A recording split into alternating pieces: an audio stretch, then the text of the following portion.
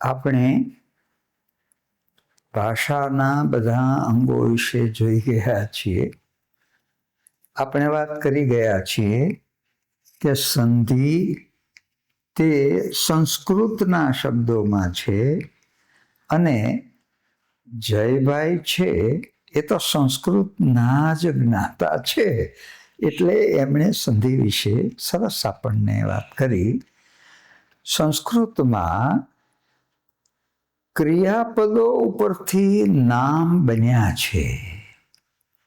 જેમ કે જો રમ ધાતુ છે, રમવું, તો રમ એને જ્યારે અ લાગ્યો તો અહીંયા એનો ગુણ થયો અને શું શબ્દ બન્યો? રામ. અણુ અણુષુ રમતે ઇતિ રામ. જે અણુ એ અણુમાં બધે જ રમમાણ છે તે રામ. એમ આ કલ્પના કરો કે જયભાઈમાં કઈ ધાતુ છે મૂળ, એ કઈ રીતે બન્યું છે? જો જેમ કે સંસ્કૃતમાં જી જયતી, જી ધાતુ, જય માટે, જીતવા માટે એ જી ધાતુ છે.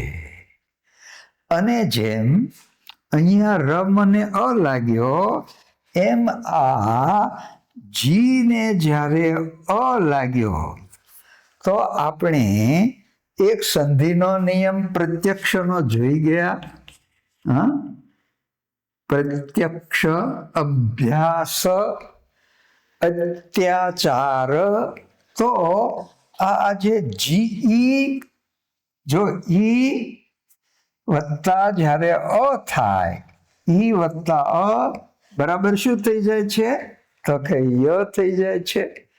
એટલે આ જી, આ જને, આ જે જ છે ને, આ જને ઈ અને એમાં આ અ જ્યારે ઉમેરાયો પ્રત્યય, ત્યારે ઈનો ઈ અ બરાબર શું થઈ ગયો?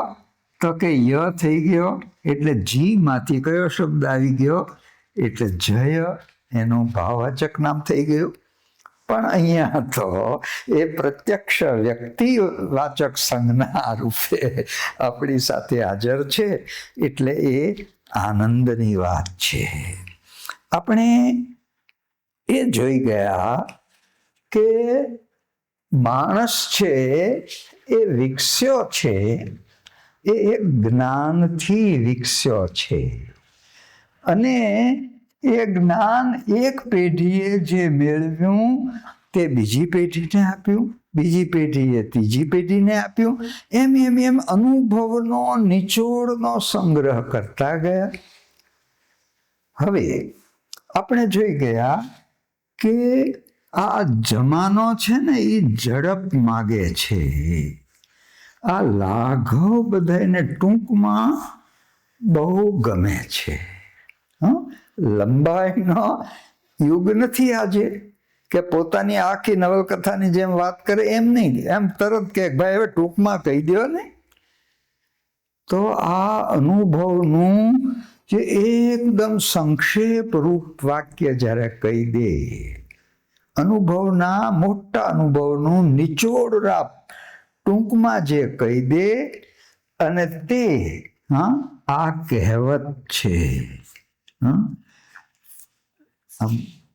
જયભાઈએ કીધું હતું ને કે એક માત્રા પણ જો ઓછી હોય, લઘુ થાય, તો એ વ્યાકરણ શાસ્ત્રીને તો પુત્રોત્સવ જેટલો આનંદ થાય. તો આ લાઘવ, આજે જમાનો સંક્ષેપીકરણ જુઓ. આપણે બધાને આ સંક્ષેપીકરણ પણ પૂછે છે. એકવાર કોલેજના એક અધ્યાપક ભણાવતા હતા અને બહાર ઠેકડો મારીને ઓસરીમાં એક વાનરો આવ્યો.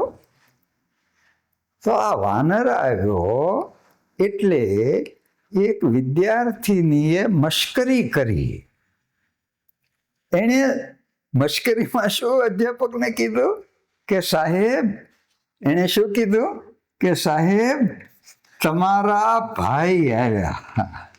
જો તમારો ભાઈ આવ્યો, કે શું કીધું? કે તમારો ભાઈ. જો વાનર એ તમારો ભાઈ, એટલે તમે શું છો? વાંદરો એમ કીધું. પણ અધ્યાપક છે ને એ હાજર જવાબી હતા. એ કે આજે લાઘવનો જમાનો છે, ટૂંકમાં પતાવવાનો છે, અને આજે તમારા ભાઈ એમ કહેવાની જરૂર નથી. આજે તો માત્ર એક નામ લઈને બોલાવી શકાય. નામ લઈને બોલાવી શકાય.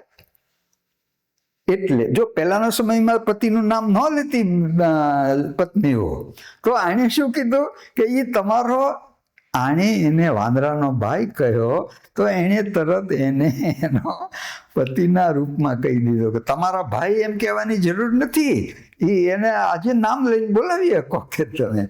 તો આ તમારા ભાઈ, બે શબ્દ નહીં, એક શબ્દ નામ. એમ આ લાઘવનું બહુ જબરું મહત્વ છે. અને આ ટૂંકમાં નિચોડ રૂપ એવું એકાદું જ વાક્ય હોય અને એ આખો પ્રસંગનો પ્રકાશ પાડી દે, અનુભવનો નિચોડ આપી દે. તો આવા જે આ આખા સમાજની પેઢીઓથી અનુભવેલની આ અનુભવવાણી છે, એ આ કહેવતો છે.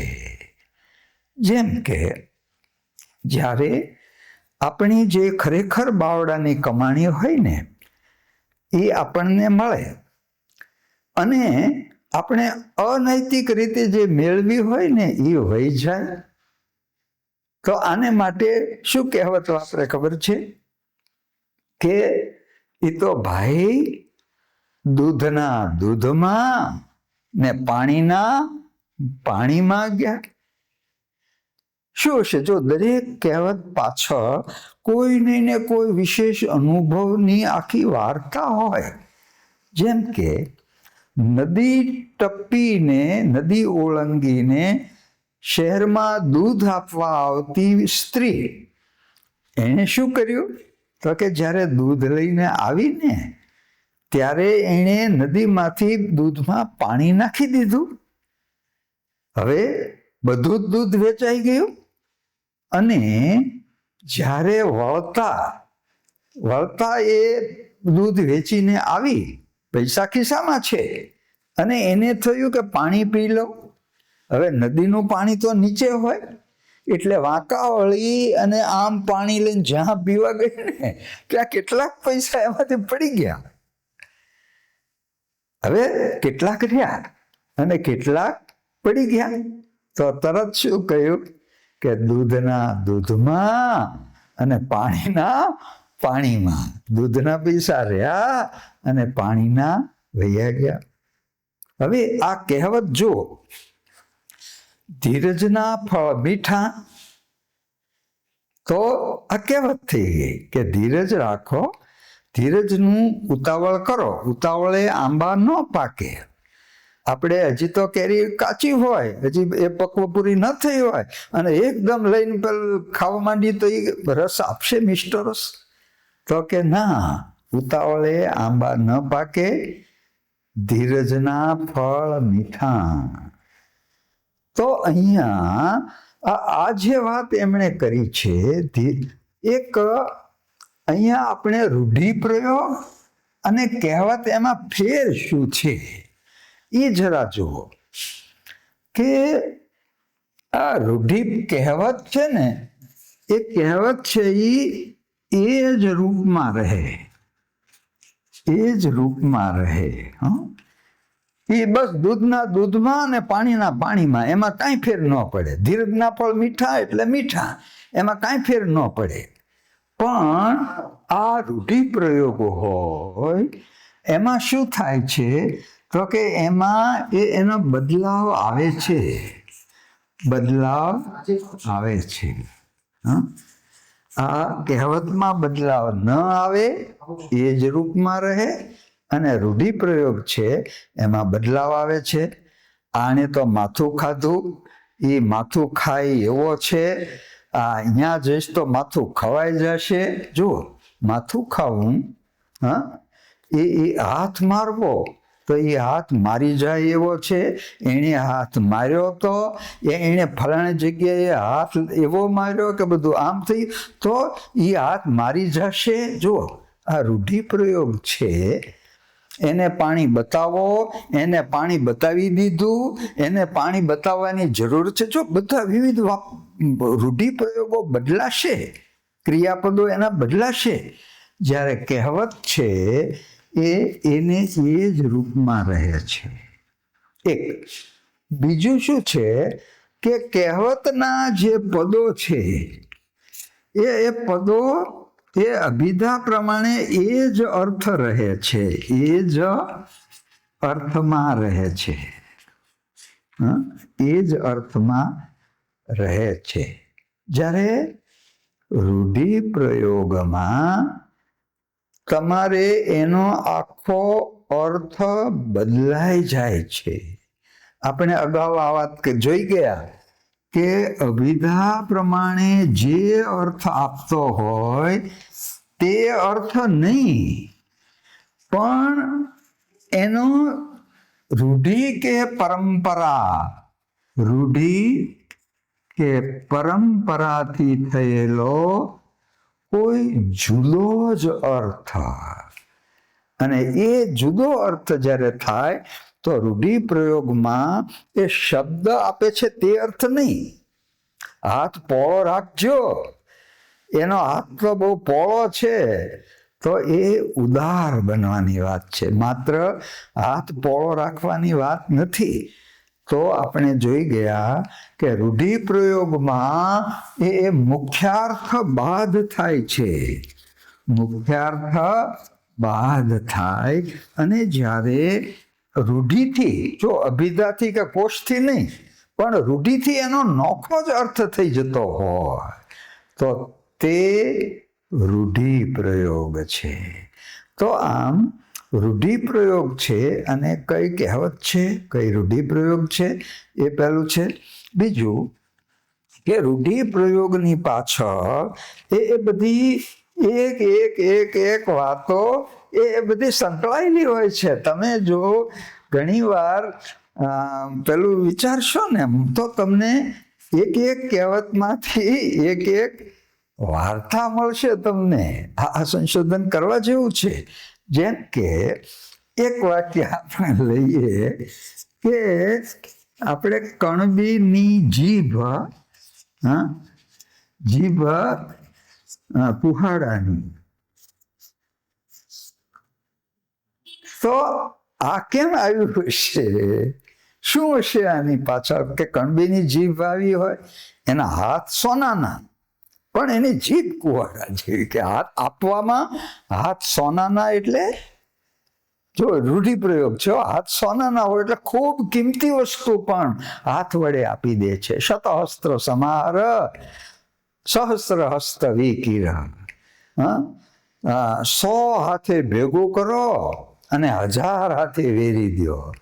તો આજે પણ આ કેમ કહેવત આવી છે? તો કે પહેલાના સમયમાં દરબારો છે અને કણબી એના ખેડૂત છે.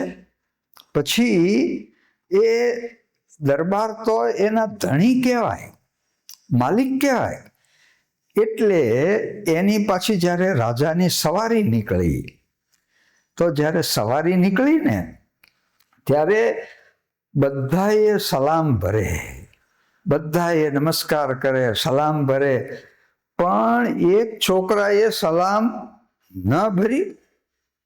એટલે રાજાના માણસોએ જ્યારે પેલું થયું સભા ત્યારે બોલાવ્યો કે એને બોલાવો, કે કેમ સલામ એને ન ભરી. કે તો એને સલામ નહોતી ભરી એટલે એને પૂરી દીધો. પછી એનો ભાઈ આવ્યો, તો એના ભાઈ છે ને એને એ આવ્યો કે એ છે જ એવો ગાંડિયો કે, અને એને ખબર ન પડે કે, એટલે એને બદલે કે લ્યો હું સલામ ભરી લઉં કે. એટલે એણે આમ એક હાથે સલામ ભરી, પાછી એ મૂકીને પાછી બીજે હાથે સલામ ભરી. તો કે આમ 2 સલામ કેમ ભરી? કે ત્યારે કે એક આ મારા ભાઈના બદલે કે મેં સલામ ભરી, અને બીજી કે તમારી આ ગાંહડી જેવી ફાંદ છે ને એને બીજી સલામ ભરી કે. લે રાજાને બોલે ને ગાંહડી જેવી ફાંદ કે છે કે પૂરી દિવસ આને છે કે. તો આમ બધા જે આવે ને એ એવું બોલે. રાજાને એનું નાતીનું મંડળ પણ ગયું કે મનાવવા માટે. તો રાજાએ એને કાંઈ જવાબ ન આપ્યો એટલે બધાને કોઈએ એવું કહ્યું કે તમે રાણી પાસે જાઓ ને. રાણી કે તો રાજાએ કરવું જ પડે કે. તો એ બધાએ ગયા રાણી પાસે. તો રાણીને આ બધાએ આગેવાનોએ કીધું કે જુઓ કે એ અમારા ધણી ને તમે અમારા ધણિયાણી, અમે બીજા કોને ત્યાં જઈએ કે. તો જો ધણિયાણીનો અર્થ શું થયો? પત્ની થયો. તો આમ આવો કોઈ નહીં ને કોઈ કથા બની હોય.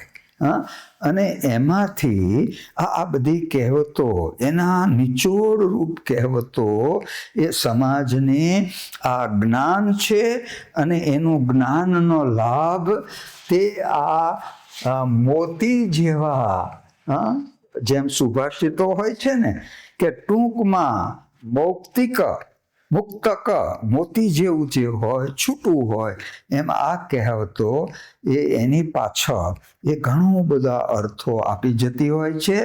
પણ આ કહેવતો અને રૂઢિપ્રયોગો એનો જે આપણે તફાવત જોયો એ ખાલી એની સમજણ આપવા માટે જ તે આપણે અત્યારે આ વાત કરી છે.